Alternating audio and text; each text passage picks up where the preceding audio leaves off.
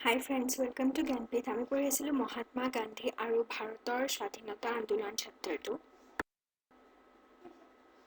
আৰু তাত আমি মহাত্মা গান্ধীৰ উত্থানৰ পটভূমি এই টপিকটো আমি কৰিছিলোঁ আমি ফাৰ্ষ্ট ভিডিঅ'ত। আৰু তাত তোমালোকক মই কৈছিলোঁ কোনখিনি পইণ্ট ইম্পৰ্টেণ্ট হয়, বাট তোমালোকে কিতাপৰ পৰা পঢ়িবা আৰু কিছুমান পইণ্ট ওলাব, যেনেকৈ চম্পাৰণত গান্ধীজীয়ে ভূস্বামীসকলৰ বিৰুদ্ধে মাত মাতিছিলে। চ' কিছুমান পইণ্ট এনেকুৱা আছে যিবোৰ তোমালোকে নিজে পঢ়িবা, আৰু মই গোটেইখিনি আচলতে কৈ দিছোঁ অভাৰঅল, বাট হ'লেও নিজে এবাৰ কৰি পিনে তাৰ পৰা স্পেচিফিক পইণ্টছবোৰ ওলাবা। যেতিয়া মই কুৱেশ্যন দিম তেতিয়া তোমালোকে গম পাবা আপোনালোকৰ এনচাৰবোৰ কোনখিনিৰ পৰা আছে আৰু কোনখিনি বেছিকৈ কৰিব লাগিব। চ' আজি আমি কৰিম second topic, which is the অহিংস আন্দোলন বা সত্যাগ্ৰহ আন্দোলন। এতিয়া মই তোমালোকক আগৰ ভিডিঅ'ত কৈছিলোঁ যে আমাৰ মহাত্মা গান্ধীয়ে যেতিয়া 1915 চনত ভাৰতলৈ উভতি আহিল আফ্ৰিকাৰ পৰা, তাৰ পিছত তোমাৰ প্ৰথম বিশ্বযুদ্ধ হৈছিলে জানা 1914 চনত, আৰু খতম কেতিয়া হ'ল 1918 চনত যেতিয়া মিত্ৰশক্তি জয়যুক্ত হ'ল।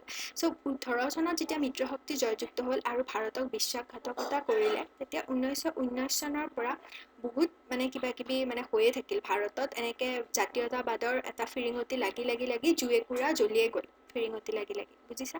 আৰু মেইনলি আমাৰ 1919 চনৰ পৰা এইবোৰ আৰম্ভ হৈছিল। আৰু 1919 চনৰ ঘটনা প্ৰবাহ বুলি ক'লে মেইনলি তোমালোকৰ কিতাপত তিনিটা আছে, যি তিনিটা ঘটনা 1919 চনত হৈছিল।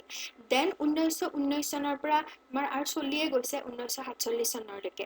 কিন্তু কোনবোৰ চলিছে মেইনবোৰ আমি কৰিম, বাট ফাৰ্ষ্টতে আমি কৰিম 1919 চনৰ ঘটনা প্ৰবাহসমূহ।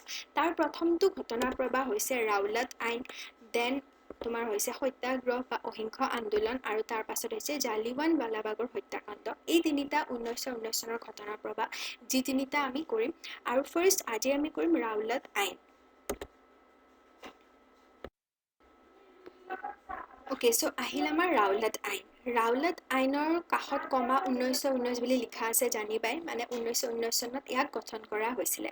চ' ফাৰ্ষ্টতে কি হ'ল, 1917 চনত ভাৰতৰ গভৰ্ণৰ জেনেৰেল, সেই সময়ত ভাৰতৰ গভৰ্ণৰ জেনেৰেল কোন আছিলে? লৰ্ড চেমছফৰ্ড। লৰ্ড চেমছফৰ্ড কোন? ব্ৰিটিছৰে হয়। সেই সময়ত তোমাৰ ভাৰতৰ ব্ৰিটিছসকলে তোমাৰ শাসন কৰি আছিলে। চ' ব্ৰিটিছসকলৰে গভৰ্ণৰ জেনেৰেল লৰ্ড চেমছফৰ্ডে ন্যায়াধীশ, সেই সময়ৰ ভাৰতৰ 1917 চনত ন্যায়াধীশ আছিলে ছিডনী ৰাওলাট। আৰু উপাধিবিলাকেদি গম পাবাই, তোমাৰ বেছিভাগ ইয়াৰে যিবোৰ আইনসমূহ পাম তাৰে উপাধিবিলাকেৰে আইনখনৰ নাম থাকে। যেনেকৈ ছিডনী ৰাওলাট, তেওঁৰ অধ্যক্ষতাত এখন আয়োগ গঠন কৰিছিলে, আৰু এই তেওঁৰ নামৰ উপাধিটোৰে ৰাওলাট আইন বুলি কৈছে। কিন্তু 1900 চনত এখন আয়োগ কিয় গঠন কৰিছিলে? যে আমাৰ প্ৰয়োজন সাপেক্ষে ভাৰতৰ যি জনসাধাৰণৰ যি তোমাৰ জাতীয়তাবাদ, সেই জাতীয়তাবাদক মষিমূৰ কৰিবলৈ। কি কৈছোঁ, যে ভাৰতীয়সকলৰ যি আন্দোলনৰ প্ৰকৃতি বা পৰিসৰ, ভাৰতীয়সকলৰ আমিতো মনৰ কথা জানিব লাগিব, যে ভাৰতীয় ব্ৰিটিছে ভাবিছে এইটো, যে যদি ভাৰতীয়সকলে মনে মনে কিবা আন্দোলনৰ প্লেনিং কৰি আছে, আমিতো জানিব লাগিব।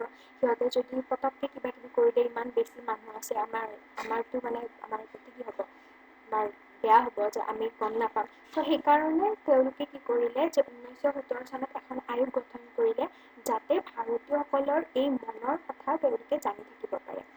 সেইখন আইনৰ সেই আয়োগখনৰ নাম তোমাৰ দিয়া নাই, কিন্তু গঠন কৰিছিলে।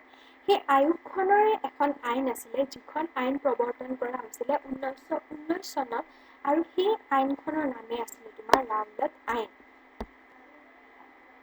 ৰাওলাট আইনৰ উদ্দেশ্য এইটোৱে আছিলে, যে যদি ভাৰতীয়সকলৰ কোনোবা এজনেও যদি আমাৰ ইংৰাজৰ বিৰুদ্ধে মাত মাতে, ইহঁতক শিক্ষা দিব লাগিব। আৰু সেইটো কেনেকৈ দিছিলে, কিয় গঠন কৰিছিলে গম পালা।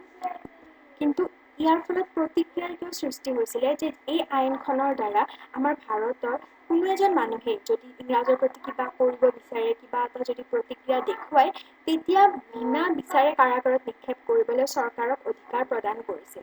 আৰু এই আইনখনৰ সেইকাৰণে ভাৰতীয়সকলৰ প্ৰতি এটা বহুত বেছি প্ৰতিক্ৰিয়াৰ সৃষ্টি হৈছিল। চ' বুজি পাইছা কি ক'ব বিচাৰিছোঁ? 1917 চনত ভাৰতৰ মানুহবিলাকৰ মন জানিবৰ কাৰণে, ভাৰতীয় মানুহবিলাকৰ মাজত কিবা বিদ্ৰোহী কাৰ্যকলাপ গঢ় লৈ উঠিছে নেকি, সেইটো কথা জানিবৰ কাৰণে এখন আয়োগ গঠন কৰা হৈছিলে। ভাৰতৰ গভৰ্ণৰ জেনেৰেল লৰ্ড চেমছফৰ্ডে গঠন কৰিছিলে, ন্যায়াধীশ ছিডনী ৰাওলাটৰ অধ্যক্ষতাত। পিছত এইখন আইন চলি আছিল। কিন্তু এই আইনখনে 1919 চনত, 1918 চনত কি হ'ল, ভাৰতক ধোকা দিলে। ব্ৰিটিছসকলে। চ' ভাৰতীয় এইটো মানে অবভিয়াছ যে ভাৰতীয়সকলৰ খং উঠিব, সেইকাৰণে ব্ৰিটিছসকলে জানে যে ইহঁতে যিকোনো সময়ত যিকোনো পদক্ষেপ ল'ব পাৰে, ইহঁতৰ এনেও খং উঠি আছে, আমি জলাজুইত ঘিউ ঢালিছোঁ। চ' বুজি পাইছা? চ' সেইকাৰণে 1919 চনত তেওঁলোকে এনেকুৱা কিছুমান নিয়ম কৰি দিছিলে, মানে নিয়ম আৰু কিছুমান আমি পাম পিছত, কিন্তু এই 1919 চনৰ ৰাওলাট আইনখনো প্ৰদান কৰিছিলে। এই আইনখনৰ মতে যদি কোনোবাই আমাৰ বিৰুদ্ধে মাত মাতে, কোনোবাই অস্ত্ৰ লয়, কোনোবাই কিবা কৰে, বিনা বিচাৰে, একো বিচাৰ কৰিব নালাগে, ডাইৰেক্ট কাৰাগাৰত নিক্ষেপ কৰিবা। তেতিয়াহে মানে সেইটোৱে এটা ভয়ৰ সৃষ্টি কৰিছিলে ভাৰতীয়সকলৰ মনত। চ' এইখনেই আছিলে ৰাওলাট আইন।